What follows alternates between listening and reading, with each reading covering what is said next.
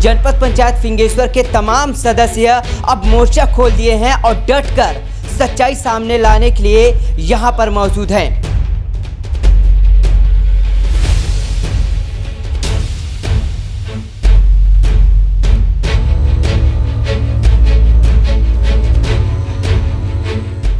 कारण क्या है आपको बता दें, जनपद पंचायत फिंगेश्वर में पहली ऐसी बार हुआ कि 12 बजे तक एक मीटिंग चलता है। इस मीटिंग में सबसे बड़ा जो मुद्दा उठता है ये उठता है कि 13वें वित्त से बिना प्रस्ताव कर 65 लाख रुपए की राशि पारित कर दिया गया।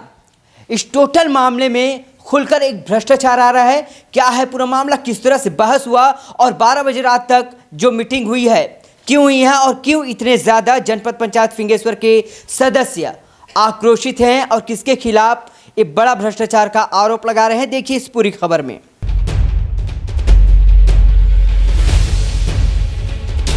हमारे साथ इस जनपद पंचायत के उपाध्यक्ष योगेश साहू हैं जो इस पूरे मामले को उठाकर यहां पर सामने लाए हैं। उनके साथ इनकी टीम है, पूरे सदस्य हैं जो इस पूरे मामले की जानकारी हमें देंगे।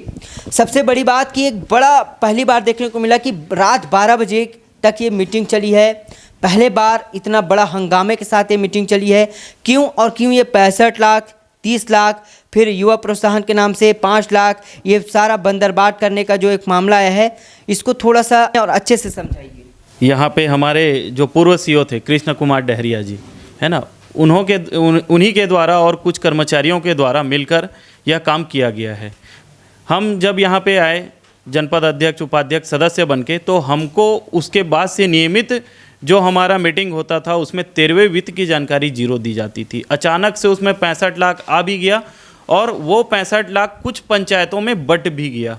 तो ये इनका जब हमको जानकारी हुआ तो सदस्य हमारे सब बौखला गए और उसकी वजह से बौखलाहट गए और इसकी वजह से हमारा यह जो सभा है 12 बजे तक चला और उसको हमारे सदस्यों के द्वारा पुनः प्रस्ताव पारित कराया गया कि यह नियम के विरुद्ध काम हुआ है और इसको हमको वापस ला के हमको धरातल पर हमारे क्षेत्र के विकास में हमको लगाना है।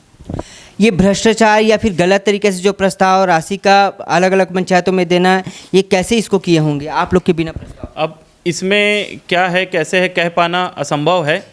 और ये हमको जहाँ तक समझ आया कि प्रस्ताव पहले हमारे मीटिंग में उस कार्य को ऐड कराकर उसको स्वीकृत कराकर गांव तक दिया गया है। कब ऐड कराया गया?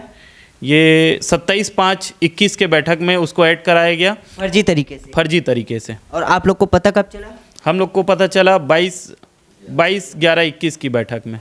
अच्छा, कहाँ शिकायत करोगे और किस तरह की शिकायत किसके खिलाफ की? जी, हम अभी हमारे जनपद सीओ से मुलाकात किए हैं। कार्रवाई प्रतिलिपि वो जिला पंचायत भेज रहे हैं। इसके बाद हम सभी सदस्य लोग आदरणीय जिलाधीश महोदय जी से मिलेंगे और वहाँ पे जिला पंचायत मुख्य कार्यपालन अधिकारी जिला पंचायत से हम मुलाकात करेंगे और हमको अपेक्षा है अपनी सरकार पे कि वो पूरे इस कार्य में सख्त से सख्त कार्रवाई कराएंगे। और अगर इस मुद्दे को अगर कहीं पे हमको ठंडा लग रहा है तो हम यह मामला मुख्यमंत्री, प्रभारी मंत्री, विधायक जी के माध्यम से इसको हम उनके तक लेके जाएंगे।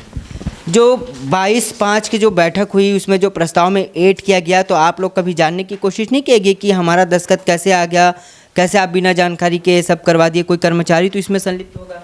जी, यहाँ पे होता ये था कि उपस्थिति दस्तखत पहले ही करवा दिया जाता था, फिर वहाँ पे प्रस्ताव में आखिरी में प्रस्ताव लिखा जाता था। कौन कौन संलिप्त है इसमें? अब वो तो खुलासा होने के बाद ही पता चलेगा। हमारे साथ जनपद पंचायत फिंगेश्वर के अध्यक्ष पुष्पा जगन्नाथ साहू जी यहाँ पर मौजूद हैं। इन तमाम जो मामले सामने आए हैं उस पर हम जानकारी चाहेंगे। एक रात तक मीटिंग चली और इस मीटिंग में एक बात खुलकर आई कि जनपद पंचायत फिंगेश्वर में लगभग करोड़ रुपए के राशि को बिना प्रस्ताव के पारित किया गया, गलत तरीके से उसका यूज़ किया गया। इस पर आपका क्या कहना है? सबसे पहले तो मैं बोलूँगी कि रात तक मीटिंग चली, इसका एक मुद्दा है कि उस दिन 2 मीटिंग था। सामान्य प्रशासन का बैठक था, सामान्य सभा का बैठक था। जो सामान्य का सभा का बैठक लगभग खाना के बाद हुआ, इसलिए 5:30-6 बज गया था तब जब स्टार्ट हुआ, इसलिए रात तक बैठक चली। और 15वें वित्त का आप बोल रहे हैं तो 15वें वित्त में कोई भ्रष्टाचार नहीं हुआ है। सामान्य सभा में पूरे 25 क्षेत्र में काम गया है, 25 क्षेत्र में काम गया है। और हमने सामान्य सभा में प्रस्ताव करके लास्ट असाइन SDM सर का होता है, हमने SDM के पास फाइल भेजा था, वहाँ से साइन होके दूसरे दिन ही साइन होके आ गया। उसके बाद काम आगे बढ़ गया।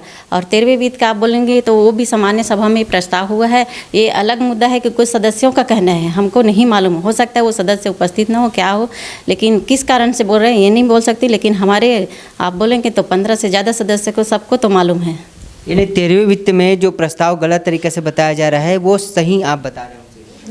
सामान्य सभा में हुआ है, मैं बिल्कुल अच्छा, सही सामान्य सभा में हुआ है। सामान्य सभा में प्रस्ताव हुआ है। उसके बाद अगर आप बोलेंगे मूल्यांकन, सत्यापन और अन्य कामों के लिए बनते वो अपने अधिकारी लेवल ये जिम्मेदार होते हैं, उसमें क्या गलत हो? जैसे कि 65 लाख रुपए का राशि जो गलत तरीके से पारित किया गया, प्रस्ताव किया गया, वो क्या है? 13वें वित्त मेरे ख्याल से 65 लाख तो नहीं है, लगभग 60 लाख होगा। और गलत तरीके से प्रस्ताव नहीं हुआ है, ये सामान्य सभा में प्रस्ताव हुआ है। सामान्य सभा में जो प्रस्ताव होता है उसमें सबका साइन रहता है, यानी साइन हुआ है।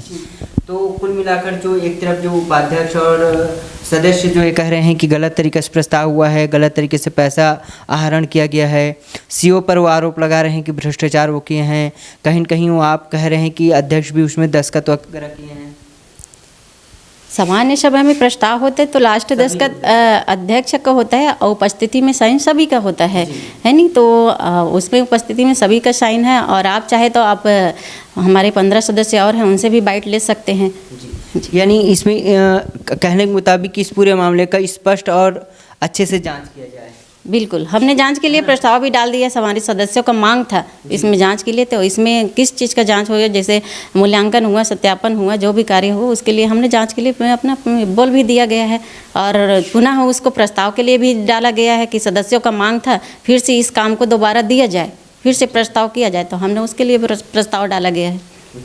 तो जनपद पंचायत के अध्यक्ष हैं पुष्पा जगन्नाथ साहू जी, जिनका ये कहना है कि 13वें वित्त की जो राशि है लगभग 60 लाख रुपए, उसमें प्रस्ताव हुआ है और 15वें वित्त में कोई भ्रष्टाचार या कोई गलत तरीके से काम नहीं हुआ है। तो इस तरह के बात यहाँ पर निकल कर सामने आ रहा है। और एक और महत्वपूर्ण बात कि तमाम जो मामले जब निकल कर सामने आए तो इसमें खुद अध्यक्ष जो है इसकी जाँच करने के लिए आवेदन अधिकारियों को आप लोगों ने दिया है। प्रस्ताव हुआ है बैठक में। अच्छा, प्रस्ताव बैठक में हुआ है। तो कुल मिलाकर यह जो मामला है ये पूरा जांच का विषय है। कि आप लोग बताइए कि रात को 12 बजे तक मीटिंग हुआ, आप लोग वहीं थे? जी हाँ, हम लोग सब सदस्य मीटिंग में थे। जैसे वहाँ पे ये पता चला, हम लोग को पता चला कि रजिस्टर जो है वो 3-4 महीने से गायब था। तो कुछ सदस्यों ने, कौन सा रजिस्टर? जो हम लोग का मीटिंग प्रस्ताव का जो रजिस्टर है वो होता है, वो गायब था। फिर इस मुद्दे को थोड़ा सा बताया गया कि गायब था करके। तो हम लोग ये जानना चाहा हम लोगों ने कि क्या इस प्रस्ताव में कौन सा पारित किया जा रहा है, कौन सा और कौन सा नहीं। तो इसके माध्यम से हमें धीरे धीरे पता चला कि इतने पैसों का गबन हो रहा है, घपला हो रहा है। हम लोग इतना ही चाहते हैं कि सभी सदस्यों का हक मिले और इतना चाहते हैं कि कलेक्टर में और जिला सीओ तक के बात पहुंचे और कार्रवाई हो। जी, कौन कौन से वित्त के राशि पर यूज़ किया गया है? इसमें 13वें वित्त का राशि का मनमानी से काम किया है और 15वें वित्त का 15वें वित्त में कितना? 30 लाख। और युवा प्रोत्साहन वाले क्या है? युवा प्रोत्साहन के क्या है, एक योजना चल रही है युवा प्रोत्साहन, युवाओं को प्रोत्साहित करने के लिए 10 लाख रुपए आए थे। उसमें बिना प्रस्ताव के 5 लाख रुपए आहरण करके निकाल लिए हैं और अपन लोग को कोई जानकारी नहीं है। तो निश्चित रूप से जो निकाला है और जिसने बिना प्रस्ताव किए हैं वो को ऐड किए हैं उसके ऊपर उचित कार्रवाई किया जाए। जी, तो तमाम यहाँ पर देख सकते हैं उपाध्यक्ष बैठे हुए हैं और सभापति और जनपद सदस्य यहाँ पर बैठे हैं, जिनका ये कहना है कि इनके हक को छीना गया है, इनको गुमराह में रखा गया है, इनके प्रस्ताव रजिस्टर को गायब किया गया है और जो राशि है उसे गलत तरीके से यूज़ किया गया है। ये तमाम दस्तावेज़ तैयारी किया जा रहा है उनके खिलाफ़ शिकायत करने के लिए, ताकि जनपद जो प्रतिनिधि है इनको इनका हक मिल सके और जिम्मेदार जो है इस पूरे मामले में जो जिम्मेदार हैं, जांच के बाद जो भी दोषी पाया जाता है, जो भी गलत नज़र आता है, उनके खिलाफ़ कड़ी कार्रवाई की जाए।